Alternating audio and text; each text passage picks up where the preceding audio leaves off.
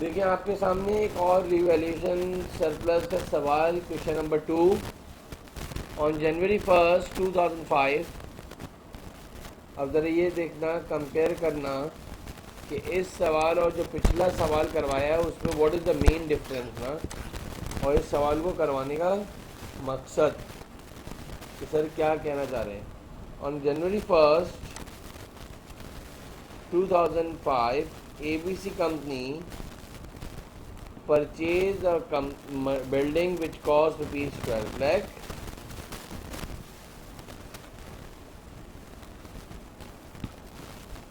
having useful life of 10 years and uses straight line method। अगर ना भी लिखा हो तो straight line method ही होता है।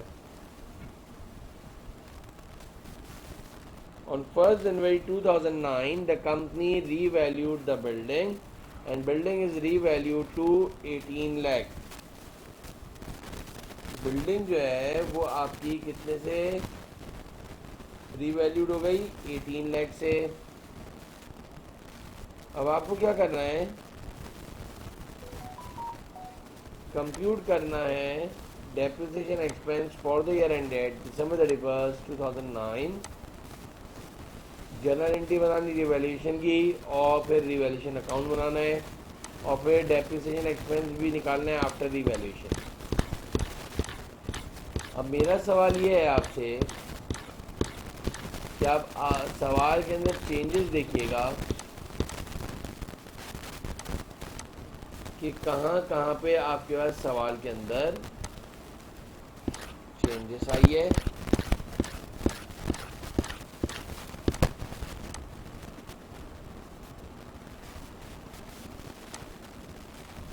₹12 लाख की मशीन थी, 10 साल लाइफ थी। 2005 का 1,20,000 आया, 2006 का भी 1,20,000 आया, 2007 का भी 1,20,000, 2008 का भी 1,20,000। चारों सालों का डेप्रिसिएशन आप लोगों ने स्ट्रेट लाइन मेथड में हर साल का डेप्रिसिएशन सेम आता है, यानी एक्यूमुलेटेड डेप्रिसिएशन एज यूजुअल जैसे पिछला सवाल था 4,80,000 हो गया। ओके सर, ये भी हो गया आपके पास।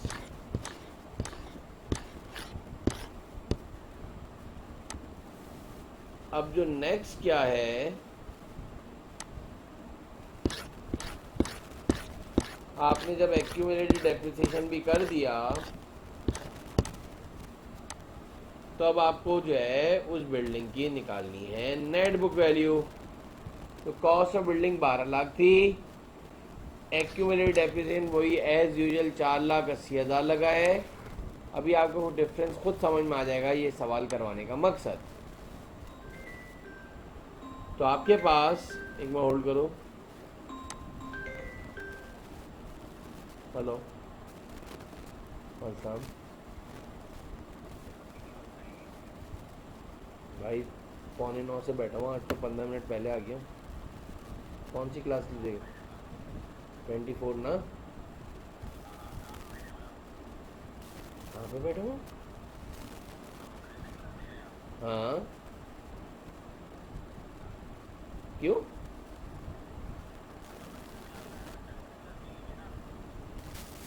मैंने देखा ही नहीं, उसने तो मुझे फैकल्टी 16 भेजा तो मुझे बताया नहीं।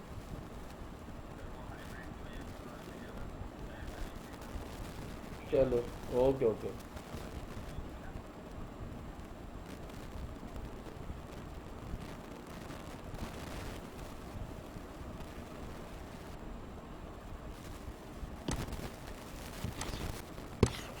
तो आपके पास स्ट्रेट लाइन मेथड से डेप्रिसिएशन जो आपने काउंट किया वो 4,80,000 रुपये आपके पास आ गया।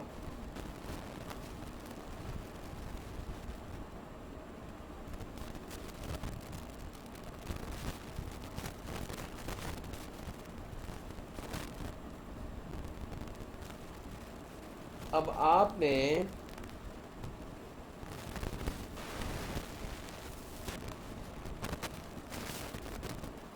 जब नेट बुक वैल्यू निकाली तो 12 लाख में से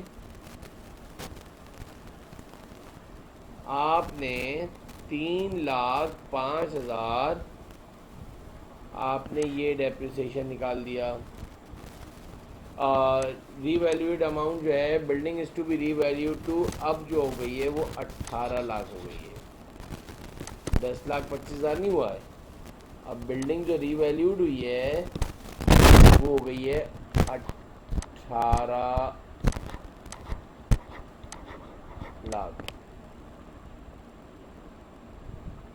जब 18 लाख में से तुमने 7,20,000 जब माइनस करा, 18 लाख में से जब 7,20,000 रुपये जब माइनस करा, यानी डेफिसिट जो बिल्डिंग है उसकी वैल्यू इतनी बढ़ गई 7,20,000 रुपये जब माइनस करा, तो जो amount transfer to revaluation account जो है 10,80,000 हो गया। हेलो, बताओ।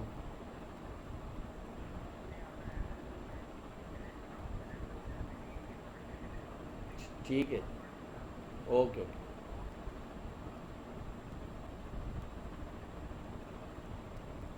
एक सेकंड होल्ड करो, बच्चे ज़रा कनेक्ट कर रहे, तो इसके बाद ज़रा मैं वापस बता रहा हूँ।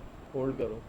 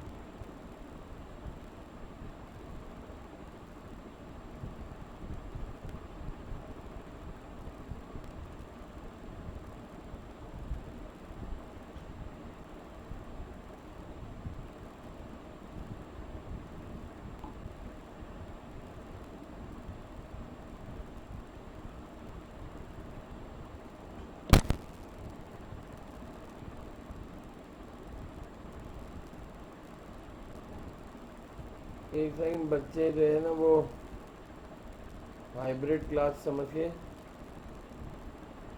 उधर आ गए और मुझे नहीं पता था। मैं जो है वो ऑनलाइन ही समझ रहा था, तो वो उधर जो है ना उसको।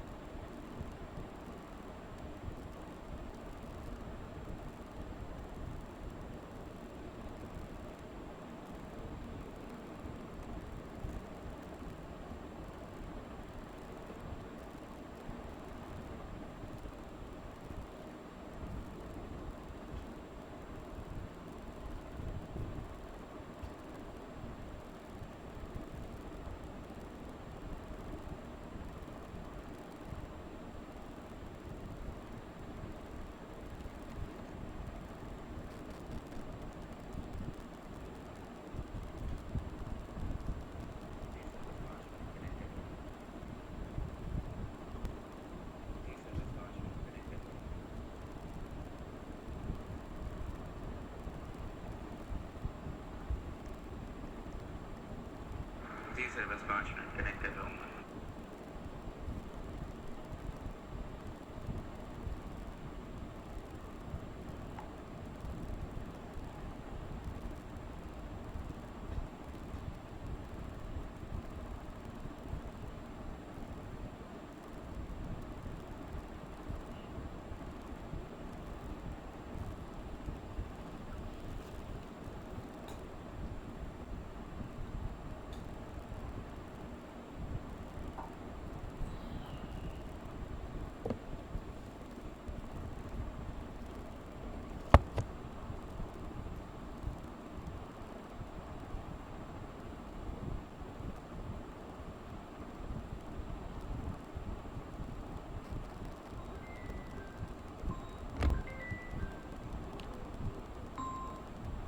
जी अनस,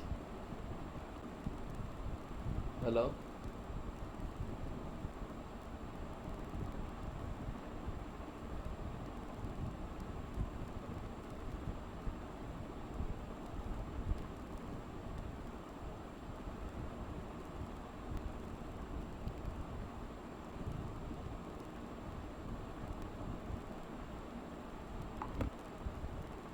हेलो, आवाज़ आ रही है भाई?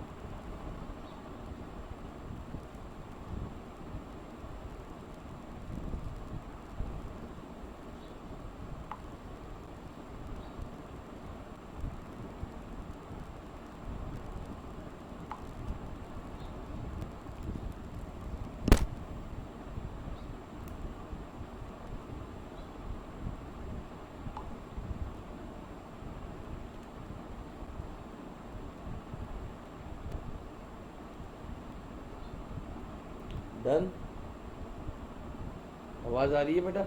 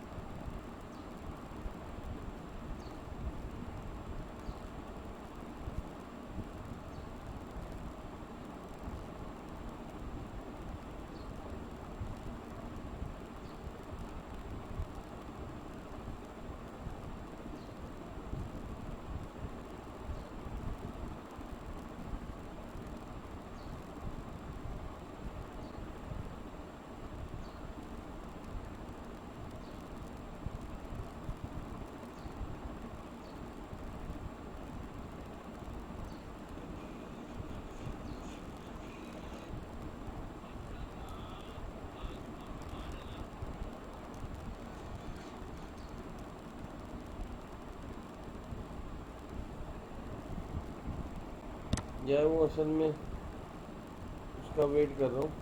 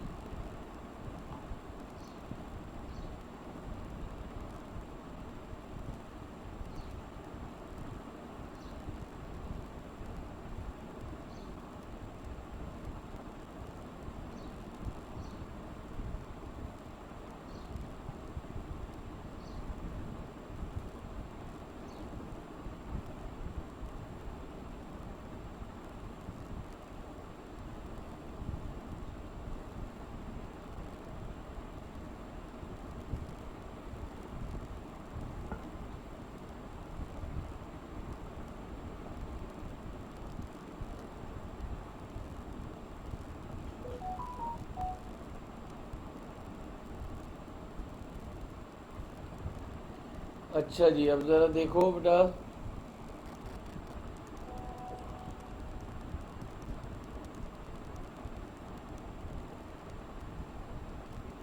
तो रीवैल्यूएशन के अंदर ये जो सेकंड आपके पास क्वेश्चन नंबर 2 में हमने एक बिल्डिंग 12 लाख की ली थी, यूजफुल लाइफ 10 ईयर्स थी। 1 जनवरी 2009 को the company revalued the building, और बिल्डिंग जो है रीवैल्यूड होके 18 लाख की हो गई है। यानी आप ये सोचो कि 4 साल बिल्डिंग चलाया है, 12 लाख से जितने की ओरिजिनल प्राइस में ली थी उससे भी ज़्यादा बढ़ गई, एक्सीड कर गई। तो सबसे पहले स्टेप नंबर 1 में you have to find out the depreciation expense. Depreciation expense तुमने निकाला,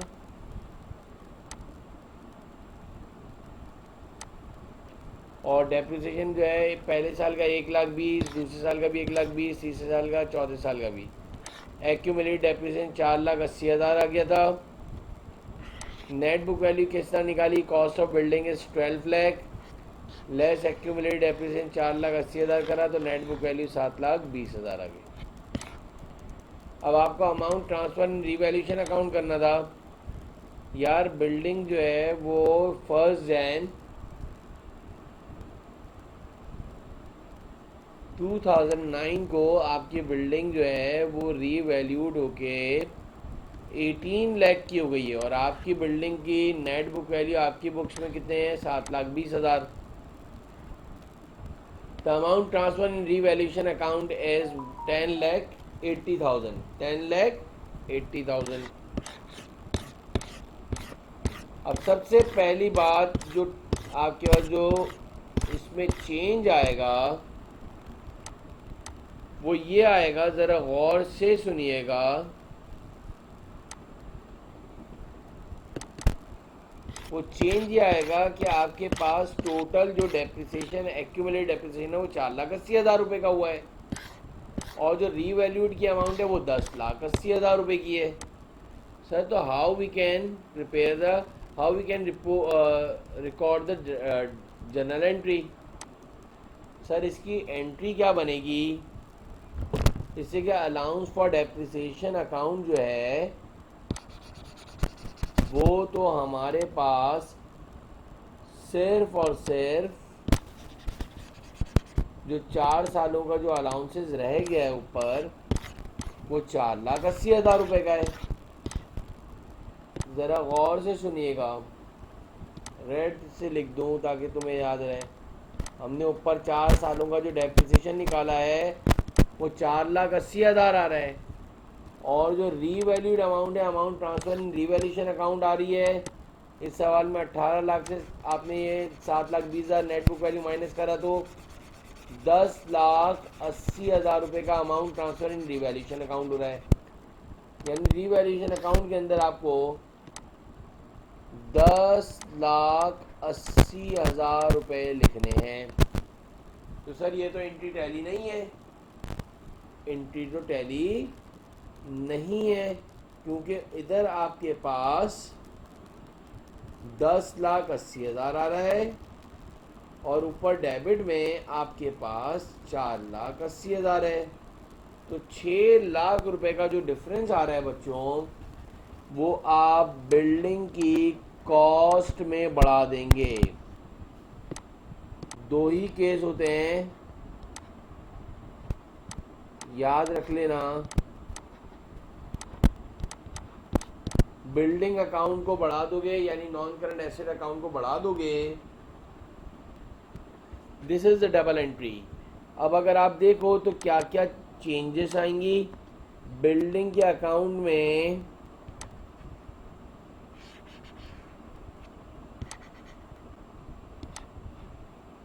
बिल्डिंग के अकाउंट में आपने देखो बिल्डिंग की कॉस्ट को 6 लाख से बढ़ाया है। आपने बिल्डिंग की कॉस्ट को 6 लाख से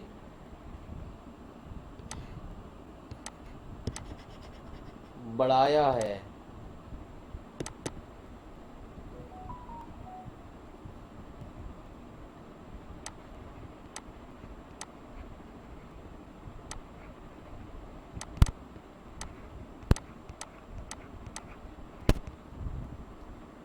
तो ये आपके पास हो गया 18 लाख।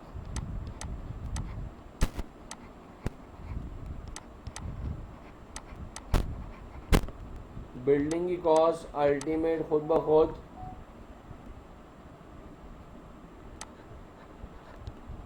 18 लाख हो गया।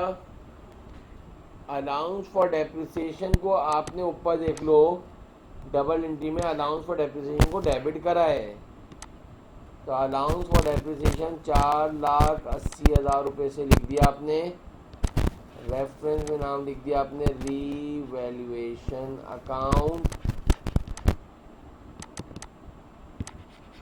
और ये आपके पास हो गया नील।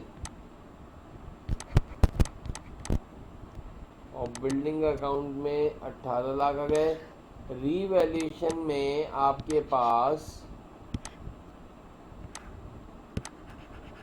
खुद ब खुद जो है 10,80,000 रुपये आ गए।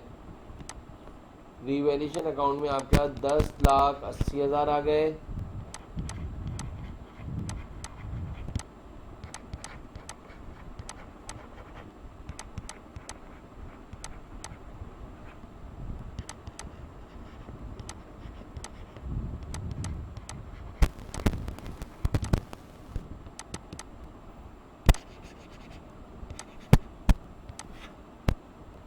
बिल्डिंग की कॉस्ट का अकाउंट देखो, बिल्डिंग अकाउंट देखो तो उसमें खुद ब खुद जो है वैल्यू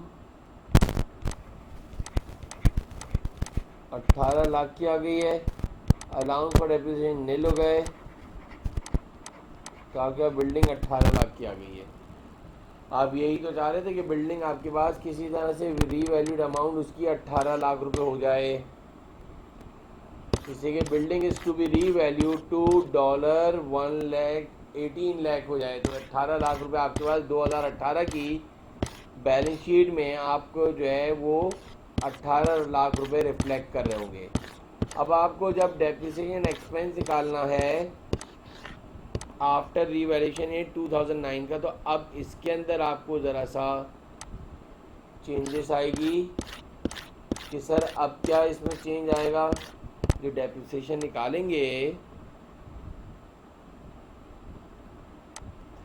वो डेप्रिसिएशन जो निकालोगे रीवैल्यूड अमाउंट जो है बच्चों वो आपके पास 18 लाख हो गई है।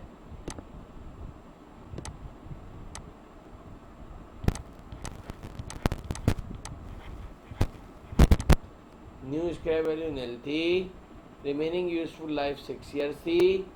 तो आपके पास 18 लाख को 6 ईयर्स से डिवाइड करो।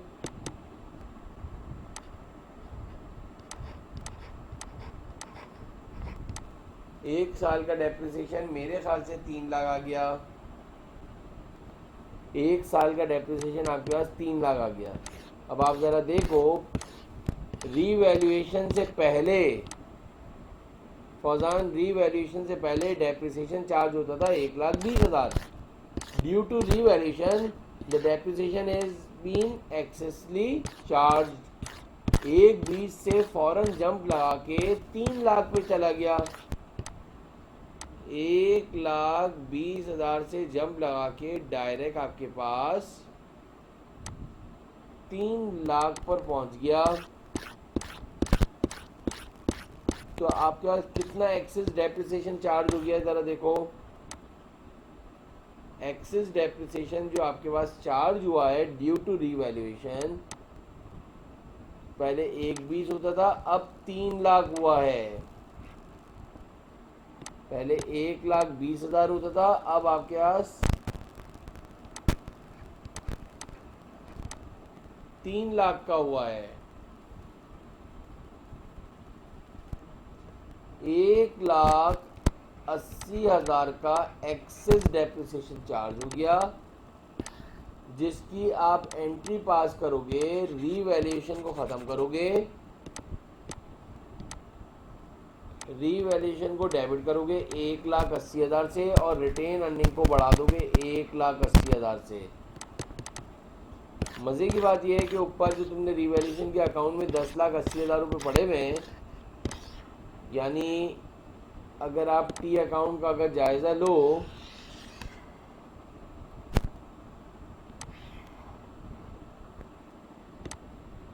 तो मेरा सवाल ये आपका रीवैल्यूएशन का अकाउंट है, और स्पेशली मैं आपके लिए उसके लिए बना रहा हूँ दिसंबर 31, 2019।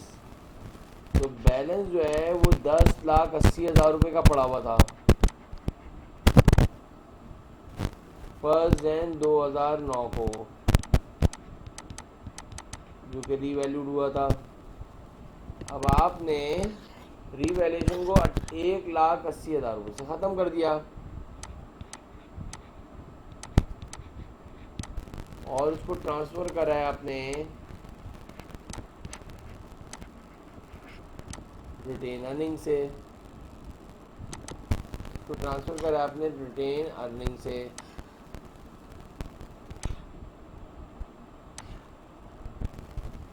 दस 80 में से अगर हम माइनस करें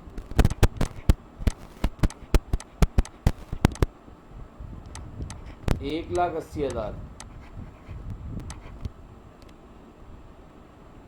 तो आपका बैलेंस जो बच जाता है रीवैल्यूएशन के अकाउंट का, वो आपसे पूछ सकता है what is the ending balance of revaluation account as on December 31, 2009 after adjustment of excess depreciation. बताइए रीवैल्यूएशन के अकाउंट का क्या बैलेंस रह गया। तो आपका 4 ऑप्शन, 110% ये सबका सवाल आएगा। है ही F3 के अंदर, जब तो फोकस कर रहा हूँ भाई। ये रीवैल्यूएशन का अकाउंट बन गया। अगर आपके सामने इधर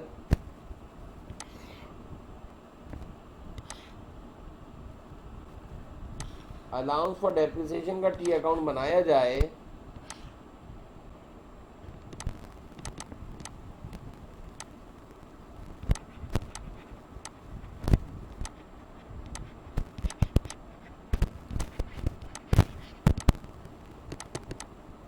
अलाउंस फॉर डेप्रिसिएशन के अकाउंट में वो नील हो गया था। सर क्यों नील हो गया था? आपने जो रिवैल्यूएशन करा था। अच्छा, रूल ये है, सबसे पहले आप अलाउंसेस को ख़त्म करोगे, जितने भी अलाउंसेस पड़े हुए हैं सारे अलाउंसेस ख़त्म होने के बाद फिर भी जो डिफरेंस आएगा तो कॉस्ट को अकाउंट को बढ़ा दोगे, यानी बिल्डिंग कॉस्ट अकाउंट को डेबिट कर दोगे।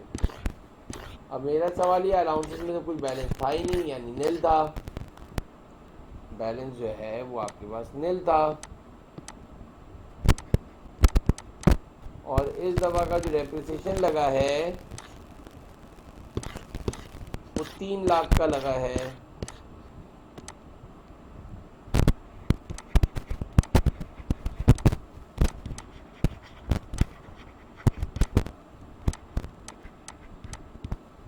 दिसंबर 31, 2009। मैं आपको इसलिए ये सब बता रहा हूँ, आपके पास कोई इसमें से जितने भी स्टूडेंट्स हैं गौर से सुन लो, 100% सवाल आता है। बोलेगा what is the ending balance of allowance for depreciation account after revaluation, और आपके 9 लाख का रिवैल्यूएशन अकाउंट में बच गए थे पैसे। अलाउंस फॉर डेप्रिसिएशन के अकाउंट में जो है 3 लाख रह गए। बिल्डिंग के अकाउंट में कोई भी चेंज नहीं आया है। अब अगर हम बैलेंस शीट बनाएं, आई मस्ट से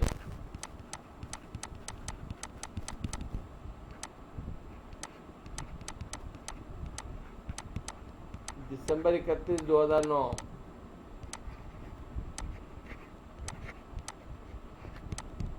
बिल्डिंग के अकाउंट में अगर आप देखो तो ऊपर कोई एंट्री में सिर्फ एक ही चेंज आया था, जब आपने रीवैल्यूएशन करी थी तो बिल्डिंग के अकाउंट को 6 लाख से बढ़ाया था, तो 18 लाख की बिल्डिंग हो गई है। तो वही 18 लाख रुपए जो है आप बैलेंस शीट में दिखाओगे, लेकिन इस साल का अलाउंस फॉर डेप्रिसिएशन का बैलेंस आ गया है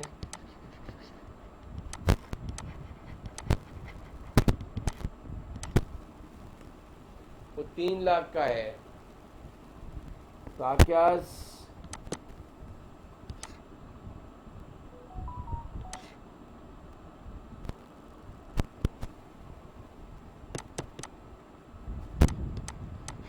15 लाख जो है नेट बुक वैल्यू होगी बेटा। तो ये आपके पास दिस इज ऑल अबाउट। अच्छा, हमने एक्सेस डेप्रिसिएशन जो चार्ज हुआ था उसकी एंट्री पास कर दी। एक्सेस डेप्रिसिएशन जो है आपके पास 1,80,000 रुपये का चार्ज हुआ था, वो आपने चार्ज कर दी 1,80,000।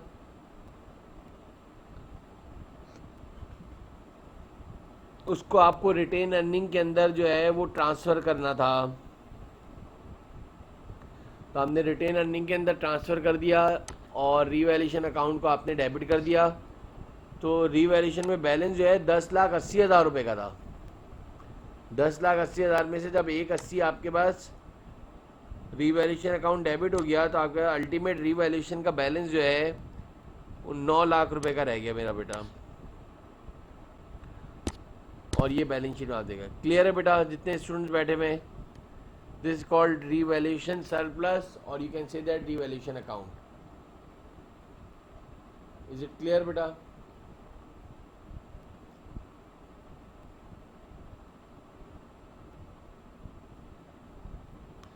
ये आपके F3 के अंदर 110% नई चीज़ है, लाजमी आता है, और F2 में इसका कोई ताल्लुक नहीं था, ये है ही F3 के अंदर। हाँ, इधर एक और चीज़ बताना पसंद करूँगा कि इधर आपने जब रीवैल्यूएशन हुई थी तो इधर रीवैल्यूएशन जो है वो तकरीबन 10,80,000 रुपये की हुई है। इधर जो रीवैल्यूएशन हुई है 10 लाख इस सवाल में पर्टिकुलर, और जो तुम्हारे पास ऊपर अलाउंसेस पड़े हुए हैं 4,80,000 रुपये के हैं। अकाउंटिंग एक्सपर्ट्स ने ये रूल रखा है कि सबसे पहले आप अलाउंसेस को ख़त्म करोगे। टोटल अलाउंसेस थे ही 4,80,000 के, और रीवैल्यूएशन हुई है 10,80,000 रुपये के। तो डिफरेंस लेके बिल्डिंग की कॉस्ट को बढ़ा दोगे। आप खुद सोचो ना यार, कैसा हो गया है कि एक 12 लाख की मैंने जो है वो ली थी एक बिल्डिंग, यूज़फुल लाइफ उसकी 10 ईयर्स थी, 4 साल उसको रगड़ भी दिया, 4 साल उसको यूज़ भी कर लिया, 4 साल के बाद जितने की नई नहीं ली थी उससे भी ज़्यादा की बिक रही है। यार 12 लाख की तो ली थी, अब 18 लाख की जा रही है, हालांकि 4 साल यूज़ भी कर लिया है फिर भी। सबके क्लियर है? ज़रा बता दो प्लीज़। इज इट क्लियर बेटा? It's all about revaluation account. कोई सवाल है तो पूछ सकते हो बेटा, किसी को कोई भी सवाल हो तो यू कैन फ्रीली आस्क।